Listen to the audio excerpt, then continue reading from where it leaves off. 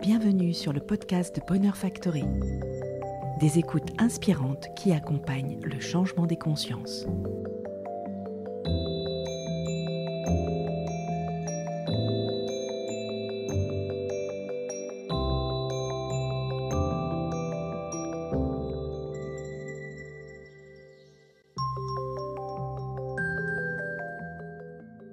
Bonjour, je suis Céline Basset, cofondatrice de l'association BI de Bonheur Factory. Partager, écouter, transmettre la connaissance et les expériences a toujours été une grande source d'enseignement, car je suis convaincue que c'est à partir de là que peuvent naître de grands changements. Dans cette vision qui m'anime, je vous livre mes précieux échanges auprès de personnes qui m'inspirent.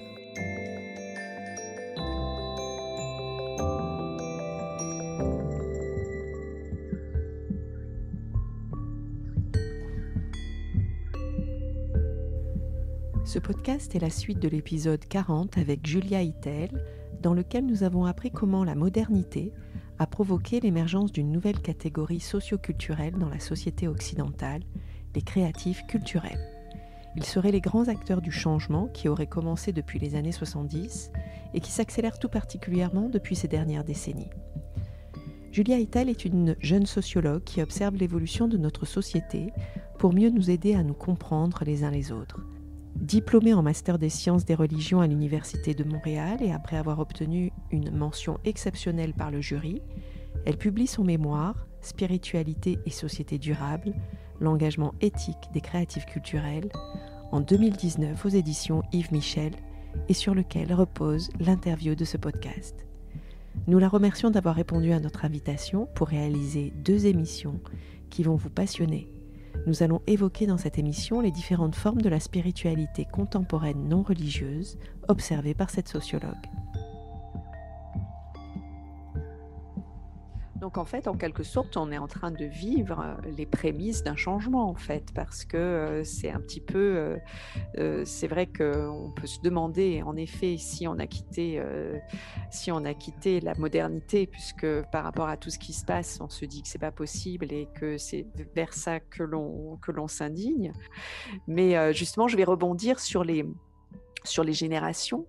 Tu disais que les créatifs culturels seraient donc les héritiers de plusieurs mouvements contestataires et de revendications donc, dans ces années 60 et 70, avec simultanément la manifestation vers un engagement à soi, un engagement aux autres. Il semblerait donc que c'est à partir de ces années 70 qu'on a pu commencer à observer la recomposition et aussi donc la décomposition religieuse, et que c'est à partir de cette période que la spiritualité non religieuse a commencé à se manifester sous différentes formes.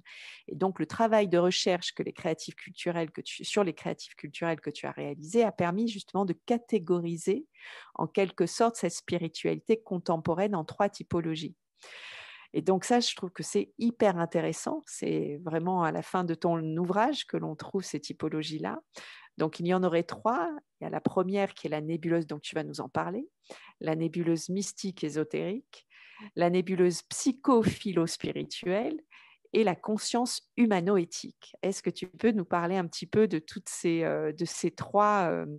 de ces trois catégories, parce que ça explique énormément ce qui peut se passer parmi justement toutes ces personnes qui sont sur cet éveil de conscience justement. Oui, alors juste avant de parler des typologies, je vais juste faire un petit retour sur ce qu'est la spiritualité aujourd'hui, ce qu'elle signifie. Donc comme je disais, la modernité avec cette individualisation et notamment au lendemain donc, de la Seconde Guerre mondiale, des années 60, il y a eu une ouverture sur le monde avec une rencontre entre les différentes traditions, ce qui a permis donc une certaine diversité et un certain pluralisme des pratiques et croyances et une dissémination de celles-ci. Ce qui a permis donc un certain bricolage chez les premiers baby boomers. On va résumer ça comme ça. Donc en fait, comme ils étaient anti-autorité aussi et que l'expérience individuelle primait sur l'autorité institutionnelle, ça a résulté en une individualisation de la religion, ce qu'on a appelé ensuite, entre autres, la spiritualité. Donc, en sociologie des religions, ce qu'on a pu observer et définir plus ou moins comme comme ce qu'est la spiritualité non religieuse.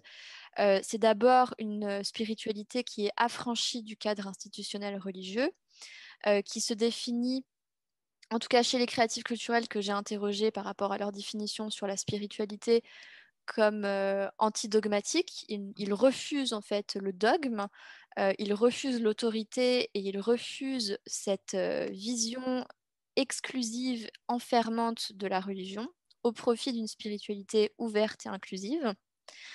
Une spiritualité qui valorise l'autonomie individuelle par ce bricolage, entre autres, Mhm. qui en fait répond aux besoins de la recherche d'une vérité enfouie en soi.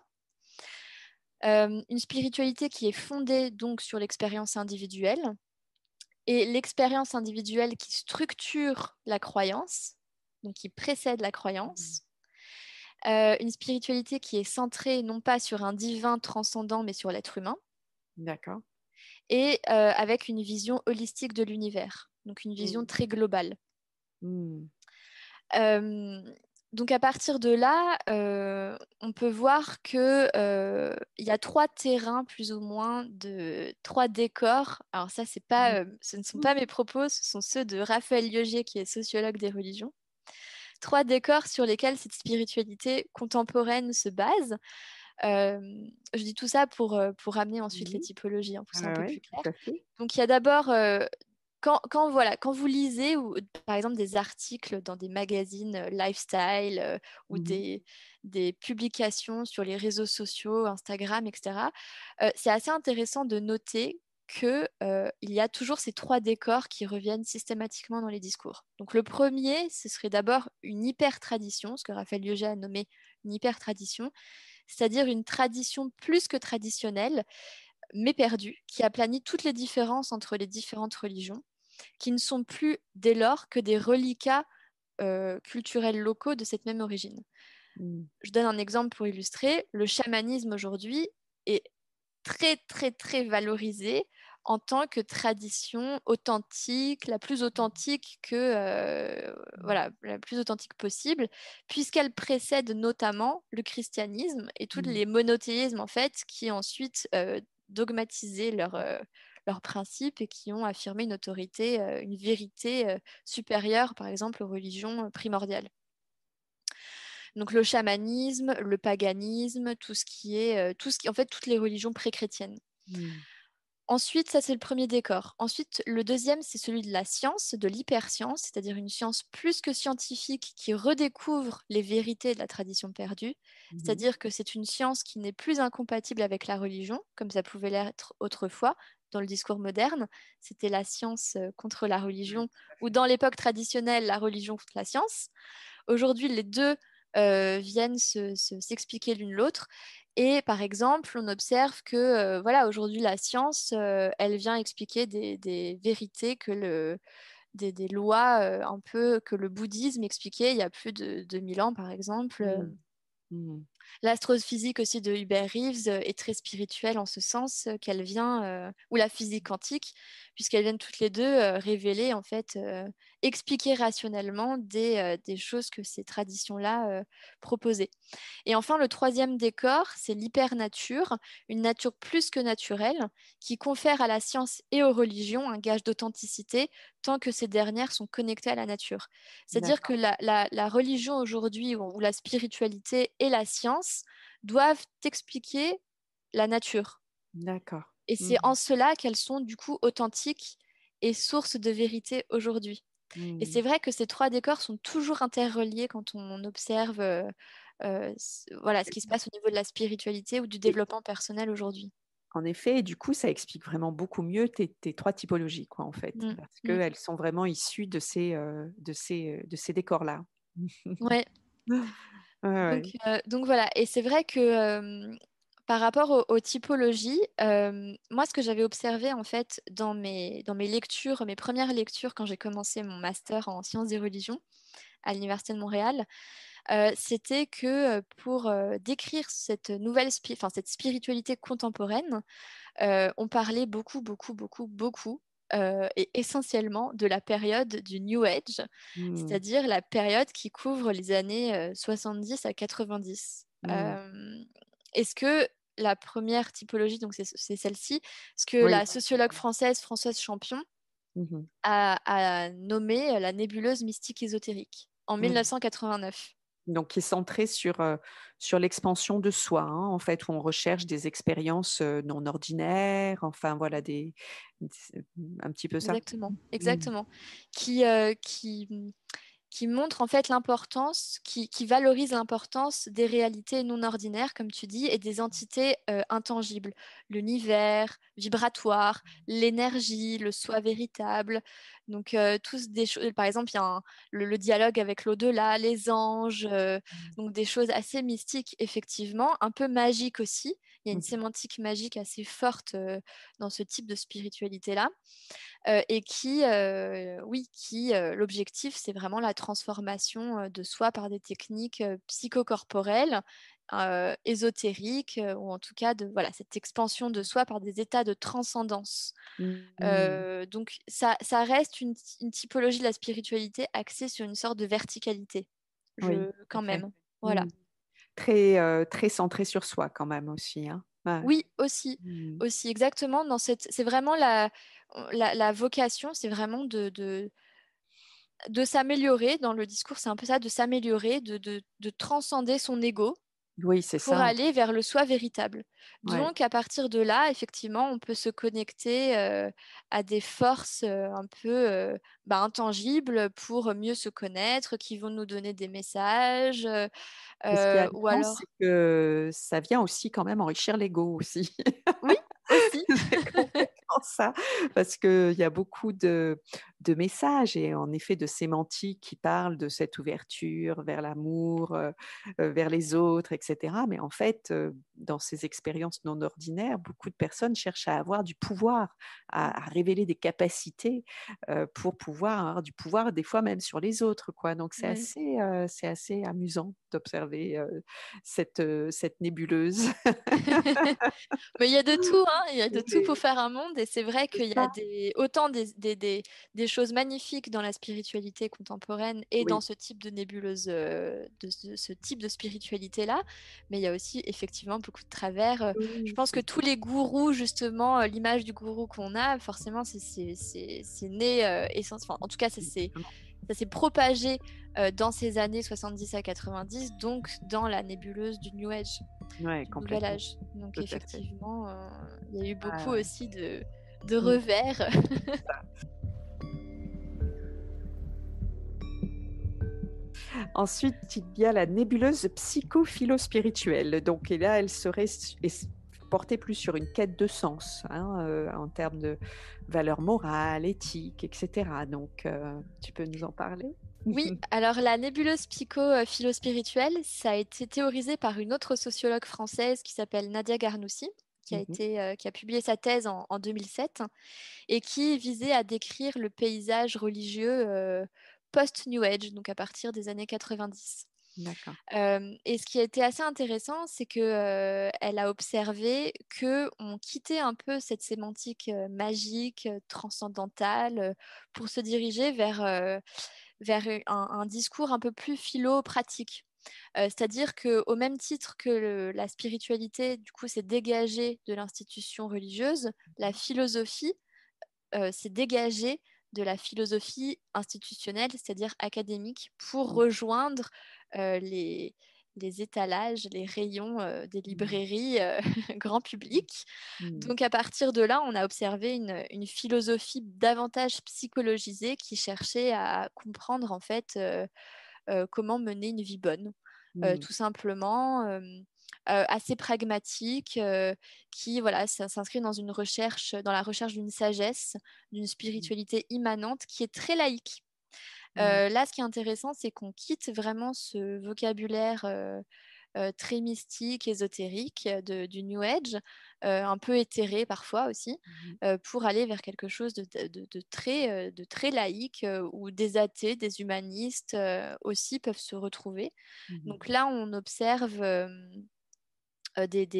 dans les références qui appartiennent à ce type de spiritualité-là, on a voilà, tous les ouvrages qui relèvent du domaine thérapeutique, du développement personnel, mais voilà, quelque chose d'assez même scientifique. Les neurosciences viennent bien expliquer le travail sur les émotions.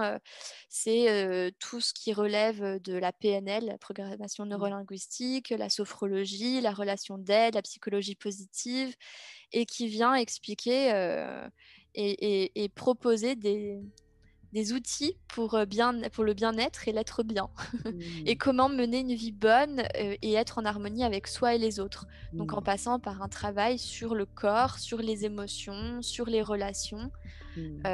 et développer une certaine éthique dans ce sens-là. En tout cas, Mmh. de l'harmonie avec soi et les autres. C'est intéressant parce que je dirais que la première nébuleuse, elle est très centrée sur soi. La deuxième, elle s'ouvre un peu plus, un petit peu au niveau familial, relationnel, travail, etc. Et on va arriver sur la troisième, c'est la conscience humano-éthique qui s'ouvre davantage et qui considère en plus que la nature est une forme de nouveau sacré. Exactement. Alors c'est vrai que dans mes lectures, je reviens à mes lectures Mmh. dans la littérature scientifique, en tout cas francophone, il y a plus d'études chez les anglo-saxons, les anglophones. La spiritualité en France est un petit peu tabou. Donc c'est vrai que, comme je disais, ça se limitait pas mal à la nébuleuse du New Age. Mmh. Et par rapport à mes répondants, mes participants plus jeunes, donc des générations Y et Z, donc ceux nés entre on va dire 1990 et même 85 jusqu'à 2000 et peut-être un peu après. Donc chez les plus jeunes, j'observais davantage une spiritualité, une éco-spiritualité, Mmh. centrée sur la nature, sur une action responsable et pragmatique envers l'environnement, et qui du coup intégrait quand même des éléments des deux précédentes typologies, euh, mais il y avait autre chose. Et donc j'ai proposé ce terme-là de conscience humano-éthique, mais qu'on pourrait très bien résumer à une éco-spiritualité ou une spiritualité écologique, si c'est plus simple de Mmh. retenir comme ça. Mmh. Et effectivement, en fait, ce qui était intéressant d'observer, c'est que pour ces personnes, la nature était sacrée et réenchantée. Donc, Mmh. tu vois, on revient à cette notion de désenchantement du monde. Là, on Oui, essaye de le réenchanter. Donc, enchanté. autant, comme tu dis, dans la typologie précédente, on réenchante les relations, Mmh. C'est ça. la relation à soi et la relation à l'autre, et à l'altérité, qu'il soit en soi et chez l'autre. Mmh. Mais dans cette troisième typologie, c'est la nature qui est réenchantée, et elle n'est pas forcément déifiée, elle n'est pas magique, mais elle est réenchantée pour ce qu'elle est Et sacré. simplement. Ouais, ouais. Elle est Mmh. sacrée puisqu'elle contient tout le vivant et qu'elle nous contient, elle nous contient aussi nous-mêmes en tant qu'être humain, Et c'est donc en vrai tant qu'on voit qu'être vivant. des personnes comme, cette jeune, Greta Thunberg, enfin voilà des activistes, hein, qui sont assez jeunes et qui sont, très concernés par l'évolution du climat quoi, en fait, hein. Ouais, ouais, Mmh. exactement. Mmh. Alors après, est-ce que Greta Thunberg est spirituelle? Je ne sais Non, pas. pas sûr. En tout cas, effectivement, il y a cette intégration que le vivant est très fragile, qu'il a été fragilisé par nos actions, Mmh. ou par les actions des précédentes générations, mais aussi la nôtre, puisque on est quand même, je dis on parce que je fais partie de ces Mmh. jeunes générations, où voilà, on continue de consommer, etc. Mais c'est vrai qu'il il y a cette intégration que le vivant Mmh. est sacré et qu'on doit le protéger, Mmh. puisque par nos actions, on a réussi à le menacer. Mmh.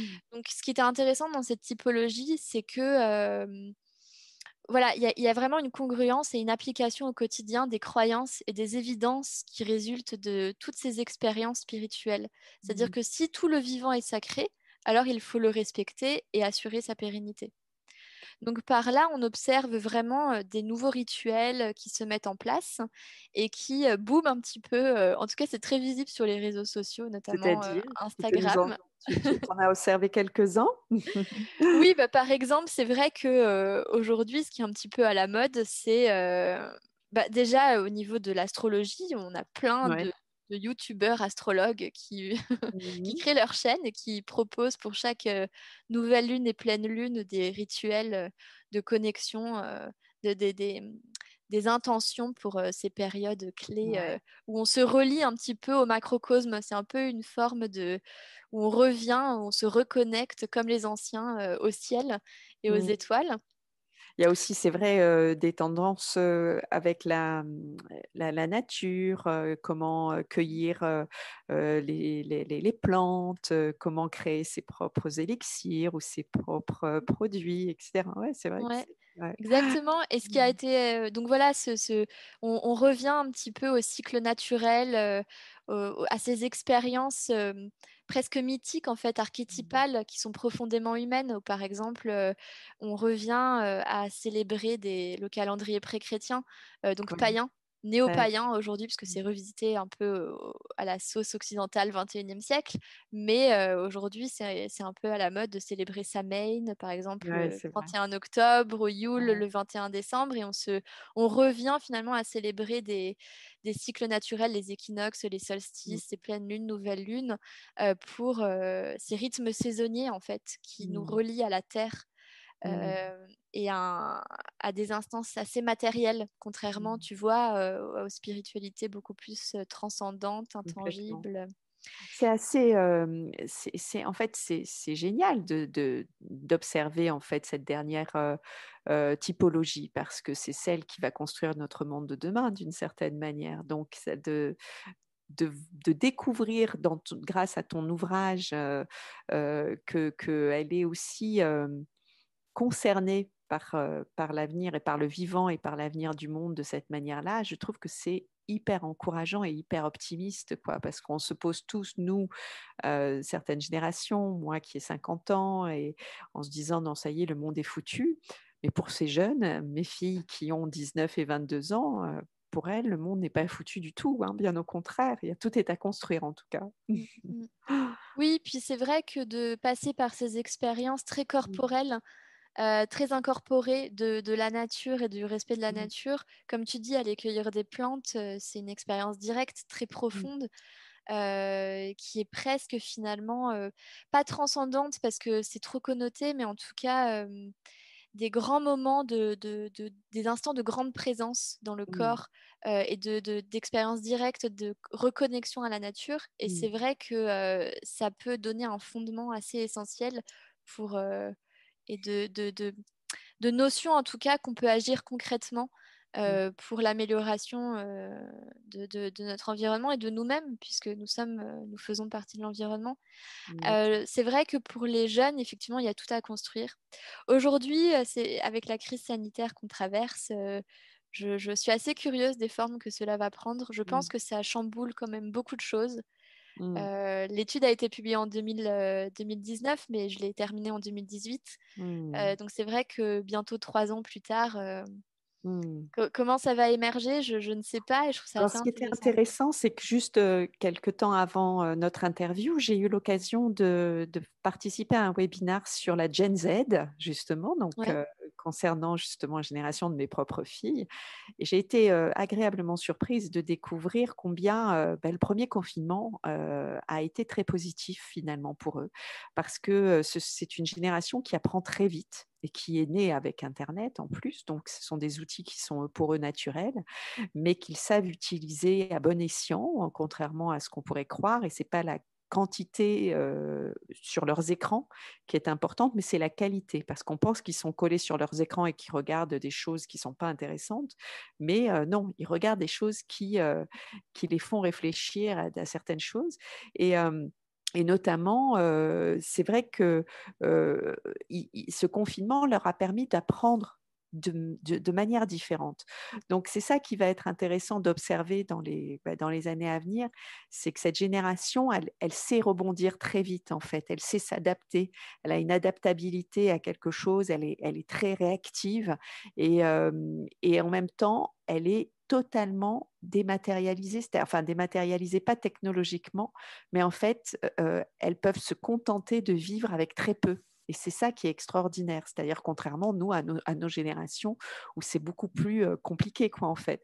Donc, je trouve qu'il y a quelque chose quand même qui va se mettre en place où ils vont montrer quand même un chemin à suivre. Donc moi, c'est mon côté assez optimiste par rapport à Ouais, ça. ouais. Mais je suis assez optimiste par rapport à ça. Bien évidemment, ça peut pas concerner aussi, pas tout le monde pourra être dans cette mouvance, mais en tout cas, il y a de bons marqueurs qui montrent que quand même, il y a de belles choses qui vont se créer, en tout cas. C'est ce qu'on peut observer. Ouais, j'espère. En tout cas, j'observe vraiment, je pense qu'il y a un décalage incroyable entre le système, l'institution Oui, justement, et cette jeune génération qui demande juste à être écoutée, à être ça. entendue et qui veut autre chose.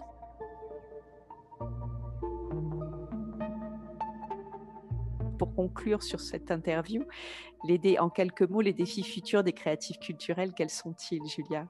Alors je pense qu'un des défis que j'ai pu noter, je pense qu'ils vont devoir justement parce qu'en fait, les créatifs culturels, j'en ai discuté avec quelqu'un récemment à ce propos, c'est que, à mon sens, ils sont quand même encore assez individualistes. Je Mmh. trouve qu'ils sont encore un peu trop réservés et focalisés en fait sur ce travail d'introspection. On dirait qu'il y a encore, parce que c'est très bien de faire de la consommation, de faire du bénévolat, etc. Mais je pense qu'il va falloir peut-être pas dans la radicalité, mais trouver d'autres formes un peu plus impliquées pour, si on veut vraiment que la société change, il Mmh. va falloir trouver des moyens un peu plus marqués de provoquer et d'accompagner ces changements. Je Mmh. trouve que voilà, il y a encore un peu de cristallisation sur l'intériorité, l'introspection, et que ce va-et-vient entre intériorité et extériorité, il n'est pas encore très fluide. Mmh. Euh, Surtout pour des personnes voilà, très spirituelles qui, du coup, peut-être sont plus sensibles, sont plus voilà, dans l'intériorisation, et qu'il va falloir peut-être se sortir aussi un petit peu de soi-même, Oui, de ce confort, d'une zone de voilà, confort dans laquelle ils sortir sont. d'une zone de confort pour Mmh. aller se confronter un peu au monde. Donc ça, je crois vraiment que c'est quelque chose oui, qui peut ressembler à un défi. Mmh. Euh, Ce qui n'est pas du tout évident. Je comprends que ce sont des personnes qui souvent se situent, qu'on peut situer, qui se situent elles-mêmes en marge, puisqu'elles ne se Mmh. reconnaissent pas dans ce système et qu'elles ne veulent plus y adhérer. Et du coup, où est-ce qu'elles peuvent exister librement, sans jugement? C'est compliqué. Exactement. Mais voilà, un des défis, ce serait à mon avis ça. Ouais. Mmh. D'aller plus vers l'extériorité et d'oser trouver des nouvelles formes d'engagement qui ne sont pas du tout évidentes, et je n'ai pas de proposition spécifique à faire. Mais voilà, sans aller vers une radicalité, en tout cas sans aller vers un extrémisme, sans Mmh. aller vers un autoritarisme. En ayant créé Bonheur Factory, c'est un petit peu ce qui nous a poussé justement à témoigner de ce que nous devenions. Parce qu'en fait, on vivait ça d'une manière très personnelle, on le partageait. Je me souviens, on faisait des fois des dîners ou des déjeuners où on avait des discours en se disant, mon Dieu, mais si des gens nous écoutaient, ils nous prendraient pour des folles, ou on serait brûlés sur un bûcher. Et en fait, c'est vrai que d'avoir créé Bonheur Factory, on s'est rendu compte que nous, ben, on avait la chance de partager ça avec des amis, mais qu'il y avait beaucoup de gens que des fois on pouvait croiser qui étaient très seuls face à ça, en fait, à cet éveil de conscience, à cette envie d'agir, à cette envie de faire les choses autrement, ce besoin de créer leur propre spiritualité, etc. Et ils se sentaient vraiment très seuls. Et donc, c'est vrai que ce projet s'est inscrit dans justement ce défi-là, c'est-à-dire de dire, bah, il faut s'afficher, il faut oser dire les choses, c'est pour ça qu'on donne aussi la voix à différentes personnes qui peuvent justement donner différents chemins d'exploration qui vont sensibiliser certaines personnes et d'autres moins. Mais c'est vraiment, justement, c'est un kaléidoscope qui permet d'oser s'affranchir de cette peur de ne pas montrer qui elles sont réellement, quoi, en fait, d'une certaine manière. Difficile de trouver une écoute qui se passe dans le non-jugement. Surtout que ce Ouais, jugement se fait dans la cellule familiale, hein, ouais, de première chose, ouais. hein. C'est vrai que souvent, ça arrive que des personnes, d'ailleurs, on en témoigne très souvent en se disant, mon entourage se demande ce qui m'arrive, quoi, en fait. Donc c'est vrai qu'il faut oser et que c'est pas facile. Mais bon, les choses évoluent vite en tout cas. Julia... Bravo pour votre courage de sortir du placard. Et merci, bravo à toi surtout pour cet ouvrage donc, que je rappelle, Spiritualité et société durable. On donnera toutes les coordonnées dans le podcast. Je recommande vraiment de lire ce livre parce qu'il est vraiment super intéressant. Et donc, merci beaucoup pour tout ton travail.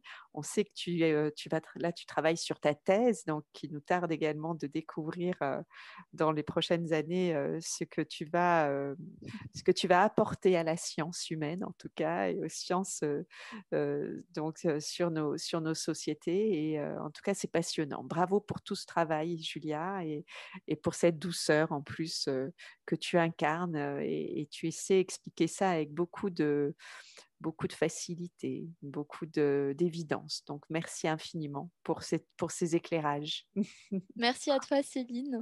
Et je fais une petite mention pour mon éditeur qui a tout de suite aussi approuvé le projet parce que c'était pas forcément les éditions Yves Michel. Donné, voilà. Ouais, intéressant. Merci Julia. À très bientôt. Céline. En tout cas. L'association Be Bonheur Factory est un créateur de moments optimistes et inspirants par le partage de la connaissance et des expériences. Nous essaimons nos messages sous différentes formes, conférences, café des éclaireurs, chaîne YouTube et podcast. Vous pouvez nous suivre sur notre site et nos réseaux sociaux en saisissant simplement Bonheur Factory.